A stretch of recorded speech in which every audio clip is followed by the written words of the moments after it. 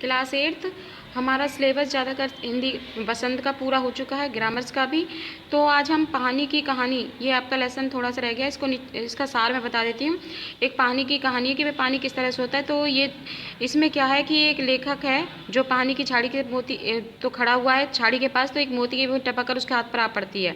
बूंद के 2 कण हो गए थे, दोनों हिल कर सपन उत्पन्न कर रहे थे। ओस की बूंद जो होती है प्रसन्नता से बोली, मैं कौन हूँ? ओस हूँ। जो वो पानी को टपकता है उसके हाथ में, तो वो कहता है मुझे पानी, लोग मुझे पानी कहते हैं, जल भी कहते हैं, मैं बेर के पेड़ से आई थी। कौन कह रही है? ओस कह रही है। लेखक ने उसे झूठी कहा क्योंकि बेर के पेड़ से कहीं पानी का फवारा निकलता है। तब पानी की बूंद ने अपनी कहानी को लेकर कुछ सुनाते हुए कहा कि पृथ्वी से असंख्य जल कणों को पेड़ बलपूर्वक खींच लेते हैं, कुछ को तो एक पेड़ एकदम खा लेते हैं और कुछ अधिकांश होते छीनकर उन्हें बाहर निकाल देते हैं। पेड़ों को बड़ा करने में अल्पसंख्यक जल बूंद ने प्राण नष्ट किए थे ना भाई, पौधों को हम पानी देते हैं तो बूंद जाती है। तो मैं भी भूमि के खनिजों से अपने शरीर में घुलाकर आनंद से फिर रही थी। दुर्गावश एक रोए से मेरा शरीर छू गया। मैं रोए में खींच रही थी कि मुझे एक कोठरी बंद कर दिया गया। कोई मुझे पीछे से धक्का दे रहा था और बूंद मेरा हाथ पकड़कर ऊपर खींच रही थी। तब मैं लगभग 3 दिनों तक पत्तों के नन्हे से छेदों से होकर बाहर निकली तथा तुम्हारी हथेली पर टप गई। ये बूंद कह रही है कि मैं किस तरह से वहाँ से गुजर कर आई। फिर क्या हुआ कि सूर्य निकलने से मुझे अपनी हथेली पर धारण किए रहना, सूर्य निकलते ही उसमें उड़ने की शक्ति आ जाएगी। लेखक के जिज्ञासु होने पर उसने अपनी कहानी कही कि मेरे पुरखे बड़ी प्रसन्नता थे, सूर्य के धरातल पर नाचते रहते थे।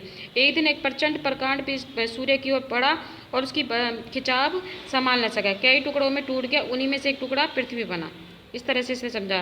प्रारंभ में एक बड़ा परिणाम जल बन गया और उसके चारों ओर संख्या साथी बर्फ बन पड़े। होता है ना कि ऑक्सीजन की क्रिया के कारण जल बनाता है और उसके कारण उसे जब होता है भाई सर्दियों में जैसे बर्फ बन जाती है।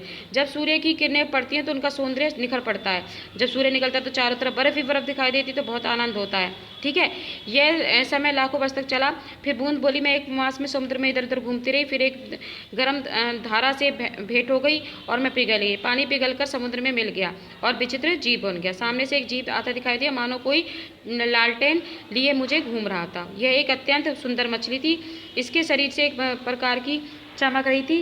वहाँ पर एक सुंदर दृश्य दिखाई दिया और वर्ष लग गए।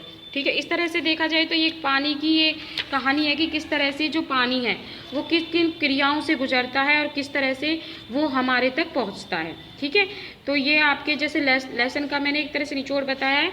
ये इसके क्वेश्चन आंसर आपके अभ्यास के हैं जो आपको अपनी कॉपियों में लिखने हैं, और मैं इसको आपको, अब आपकी क्लासेस शुरू हो गई हैं, उसमें आपको लिखवाऊंगी भी। ठीक है, वो लर्न भी कराऊंगी। ठीक है, आज के लिए इतना ही। नेक्स्ट अगली क्लास में हम रिवीजन करेंगे फर्स्ट लेसन से हिंदी का। ठीक है।